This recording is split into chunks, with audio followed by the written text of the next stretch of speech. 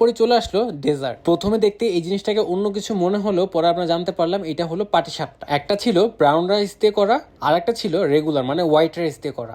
Basically এটা হলো Burmese পাটিসাপটা, আর এটার প্রাইস শুনলে একদমই অবাক হয়ে যাবেন। মাত্র 30 টাকা করে ছিল প্রতি পিস। তবে আমার কাছে এই ব্রাউন রাইস দিয়ে করা পাটিসাপটাটা একদমই দেখতে অন্যরকম মনে হচ্ছিল। ট্রাই করার পর বুঝতে পারলাম এটার ভেতরে নারকেলের ক্ষীর দিয়ে একটা পুর তৈরি করা, যেটার উপরে এই ব্রাউন রাইস দিয়ে একদম অন্যরকম মজা লাগতেছে। মানে সবকিছু একসাথে লাইক মেল্ট হয়ে যাচ্ছে। সুইটনেসের একদম পারফেক্ট ব্যালেন্স থাকার কারণে আমার কাছে জিনিসটা খেতে অস্থির লেভেলে মজা লাগতেছিল। এরপর আমি হোয়াইট পাটিসাপটা আর ব্রাউন রাইস দিয়ে করা এই পাটিসাপটা দুইটা একসাথে করে নিয়ে একটা বাইট দিলাম, যেটা একদম অন্য লেভেলে নিয়ে যাচ্ছিল। যদিও দুটো টেস্ট প্রায় সিমিলার, কিন্তু তাও মজা লাগতেছিল। তবে পার্সোনালি যদি আমি আপনাদেরকে প্রেফার করি, অবশ্যই ব্রাউন রাইসটা দিয়েই প্রেফার করব, কারণ এইটা দেখতে একদমই ইউনিক আর খেতেও বেশ ইউনিক। এরপর ট্রাই করতেছি স্টিকি রাইস বোল, যেটার প্রাইস মাত্র 70 টাকা।